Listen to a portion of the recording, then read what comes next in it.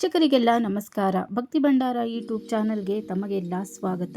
ವೀಕ್ಷಕರೇ, ಇವತ್ತಿನ ವಿಡಿಯೋದಲ್ಲಿ ನಾವು ಪ್ರತಿನಿತ್ಯ ಇಡುವಂತಹ ಕಳಸದ ಬಗ್ಗೆ ತಿಳಿದುಕೊಳ್ಳೋಣ. ಅಂದರೆ ದೇವರ ಮನೆಯಲ್ಲಿ ಪ್ರತಿಷ್ಠಾಪನೆ ಮಾಡಿ ಪೂಜಿಸುವಂತಹ ಕಳಸದ ಬಗ್ಗೆ ತಿಳಿದುಕೊಳ್ಳೋಣ. ಈ ವಿಡಿಯೋ ಎಲ್ಲರಿಗೂ ಇಷ್ಟ ಆಗುತ್ತೆ ಅಂತ ಭಾವಿಸುತ್ತೇನೆ. ಹಾಗೇನಾದರೂ ನಿಮಗೆ ಸಹಾಯವಾದರೆ ಎಲ್ಲರಿಗೂ ಶೇರ್ ಮಾಡಿ, ಅವರಿಗೂ ಕೂಡ ಹೆಲ್ಪ್ ಆಗುತ್ತೆ ಅಂತ ಹೇಳ್ತಾ ಕಳಸದ ಬಗ್ಗೆ ತಿಳಿದುಕೊಳ್ಳೋಣ. ಮೊದಲಿಗೆ ಕಳಸದ ಬಗ್ಗೆ ಮುಖ್ಯವಾದ ವಿಷಯವೇನೆಂದರೆ, ನಿಮ್ಮ ಹಿರಿಯರು ಈ ಕಳಸವನ್ನು ಇಟ್ಟು ಪೂಜಿಸಿದ್ದರೆ ಮಾತ್ರ ನೀವು ಕಳಸವನ್ನು ಇಟ್ಟು ಪೂಜಿಸಬೇಕಾಗುತ್ತದೆ. ಮತ್ತೊಂದು ವಿಷಯ ಅಂದರೆ, ಯಾವ ಕಳಸವನ್ನು ಇಟ್ಟಿದ್ದರು ಅಂತ ಮೊದಲು ತಿಳಿದುಕೊಳ್ಳಬೇಕಾಗುತ್ತದೆ. ಅಂದರೆ ಎಲೆ ಕಳಸ ಇಡುತ್ತಿದ್ದರೆ, ಕಾಯಿ ಕಳಸ ಇಡುತ್ತಿದ್ದರೆ ಮತ್ತು ಕಳಸಕ್ಕೆ ಎಷ್ಟು ಎಲೆ ಇಡುತ್ತಿದ್ದರು ಅಂತೆಲ್ಲ ತಿಳ್ಕೊಂಡು ಆಮೇಲೆ ಕಳಸವನ್ನು ಪೂಜಿಸಬೇಕಾಗುತ್ತದೆ. ಅಥವಾ ಕಳಸವನ್ನೇ ಇಡುತ್ತಿರಲಿಲ್ವಾ, ಅದನ್ನೆಲ್ಲ ತಿಳ್ಕೊಂಡು ನೀವು ಪ್ರಾರಂಭ ಮಾಡಬೇಕಾಗುತ್ತದೆ. ಎಲೆ ಕಳಸವಿಡುತ್ತಿದ್ದರೆ ಎಲೆ ಕಳಸವನ್ನು ಮಾತ್ರ ಇಡಬೇಕಾಗುತ್ತದೆ. ಕಾಯಿ ಕಳಸವನ್ನು ಇಡುತ್ತಿದ್ದರೆ ಕಾಯಿ ಕಳಸವನ್ನು ಮಾತ್ರ ಇಡಬೇಕಾಗುತ್ತದೆ.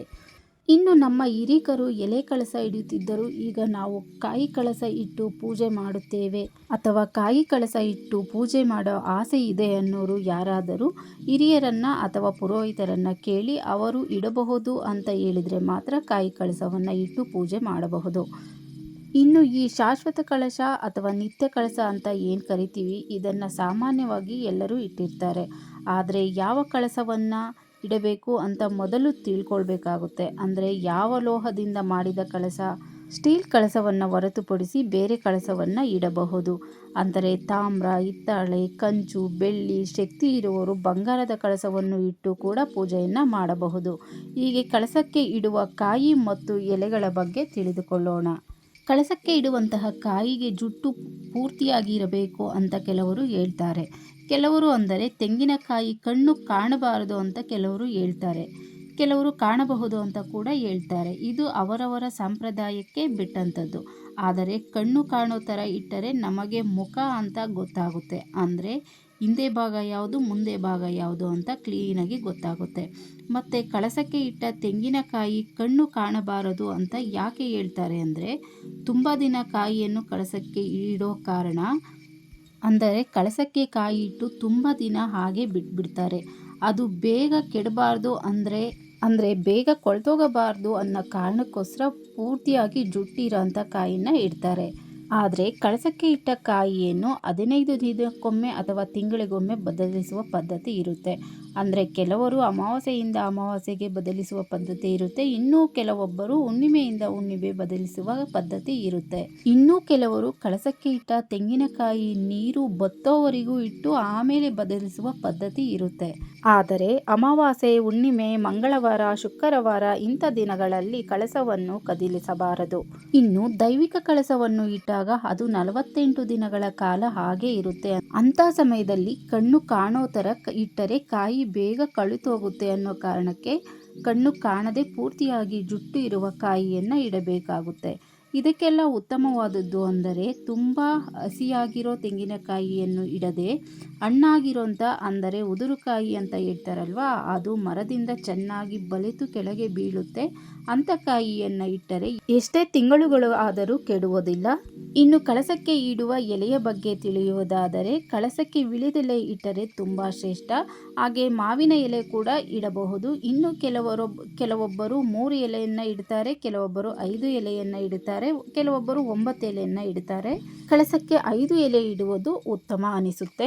ಅವರವರ ಪದ್ಧತಿಗೆ ತಕ್ಕಂತೆ ಎಲೆಯನ್ನು ಇಡಬಹುದು. ಇನ್ನು ಮಾವಿನ ಎಲೆ ಮತ್ತು ವಿಳೆದೆಲೆ ಎರಡೂ ಸಿಕ್ಕಲ್ಲ ಅಂತ ದಾಸವಾಳದ ಎಲೆ ಕೂಡ ಇಡ್ತಾರೆ, ಅದನ್ನು ಇಡುವುದು ಪರವಾಗಿಲ್ಲ.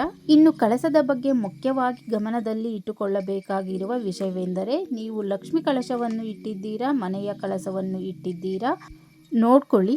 ಕೆಲವರು ಮನೆ ದೇವರ ಕಳಸವನ್ನು ಇಡ್ತಾರೆ, ಕೆಲವರು ಲಕ್ಷ್ಮೀ ಕಳಸವನ್ನು ಇಡ್ತಾರೆ. ಲಕ್ಷ್ಮೀ ಕಳಸವನ್ನು ಮನೆಯಲ್ಲಿ ಇಟ್ಟಿದ್ದರೆ ಅದಕ್ಕೆ ಮಾಂಗಲ್ಯವನ್ನು ಹಾಕಲೇಬೇಕು. ಮಾಂಗಲ್ಯ ಇಲ್ಲ ಅನ್ನೋರು ಅರಿಶಿನದ ಕೊಂಬನ್ನು ಕಟ್ಟಬೇಕಾಗುತ್ತದೆ. ಕಳಸದ ಒಳಗೆ ಹಾಕಬೇಕಾದ ವಸ್ತುಗಳು ಯಾವುವೆಂದರೆ, ನೀರು, ಅರಿಶಿನ, ಕುಂಕುಮ, ಅಕ್ಷತೆ ಮತ್ತು ಒಂದು ನಾಣ್ಯವನ್ನು ಮರೆಯದೆ ಹಾಕಬೇಕಾಗುತ್ತದೆ. ಇನ್ನು ಬೆಳ್ಳಿಯ ನಾಣ್ಯ, ಬಂಗಾರದ ನಾಣ್ಯವನ್ನು ಕೂಡ ಹಾಕಬಹುದು. ಇನ್ನು ಲಕ್ಷ್ಮೀ ಕಳಶವನ್ನು ಪ್ರತಿಷ್ಠಾಪನೆ ಮಾಡೋರು ಕವಡೆ, ಗೋಮತಿ ಚಕ್ರ, ಕಮಲದ ಬೀಜ ಇದನ್ನೆಲ್ಲ ಹಾಕ್ತಾರೆ. ಇವೆಲ್ಲ ನಿಮಗೆ ಬಿಟ್ಟಿದ್ದು. ಮುಖ್ಯವಾಗಿ ಅರಿಶಿನ, ಕುಂಕುಮ, ಅಕ್ಷತೆ, ನಾಣ್ಯ, ನೀರು ಹಾಕಬೇಕು. ಇನ್ನು ಕಳಸವನ್ನು ಒಂದು ತಾಮ್ರದ ತಟ್ಟೆ ಅಥವಾ ಕಂಚಿನ ತಟ್ಟೆ ಅಥವಾ ಹಿತ್ತಾಳೆ ತಟ್ಟೆ ಅಥವಾ ಬೆಳ್ಳಿ ತಟ್ಟೆ ಅಥವಾ ಬಂಗಾರದ ತಟ್ಟೆ, ಇದರಲ್ಲಿ ಅಕ್ಕಿಯನ್ನು ಹಾಕಿ ಅಕ್ಕಿಯ ಮೇಲೆ ಕಳಸವನ್ನು ಇಡಬೇಕಾಗುತ್ತದೆ. ಕಳಸ ಇಟ್ಟ ನಂತರ ಪದೇ ಪದೇ ಮುಟ್ಟುವುದು, ಅಲ್ಲಾಡಿಸುವುದು ಮಾಡಬಾರದು. ದಿನ ಹೂ ಬದಲಿಸಿ ಪೂಜೆ ಮಾಡಿದರೆ ಸಾಕಾಗುತ್ತದೆ. ಹಾಗೆ ಪ್ರತಿದಿನ ಸರಳವಾದ ಪೂಜೆಯನ್ನು ಮಾಡಬೇಕಾಗುತ್ತದೆ. ಕಳಸವನ್ನು ಬದಲಿಸುವುದಾದರೆ ಶುಕ್ರವಾರ, ಮಂಗಳವಾರ, ಅಮಾವಾಸ್ಯೆ, ಹುಣ್ಣಿಮೆ ಬಿಟ್ಟು ಬೇರೆ ದಿನಗಳಲ್ಲಿ ಬದಲಿಸಬೇಕಾಗುತ್ತದೆ. ಕಳಸವನ್ನು ತೆಗೆಯುವಾಗ 3 ಸಲ ಬಲಭಾಗಕ್ಕೆ ಸರಿಸಿ ಕಳಸದ ನೀರು ಎಲೆಯನ್ನು ಯಾರು ತುಳಿಯದೇ ಇರುವ ಜಾಗದಲ್ಲಿ ಅಥವಾ ಮರಗಿಡದ ಬುಡಕ್ಕೆ ಹಾಕಬೇಕು. ಅದರಲ್ಲಿ ಹಾಕಿರುವ ನಾಣ್ಯವನ್ನು ಹಾಕಬಾರದು ಮತ್ತು ಆ ನಾಣ್ಯವನ್ನೇ ಕಳಸಕ್ಕೆ ಮತ್ತೆ ಹಾಕಬೇಕು.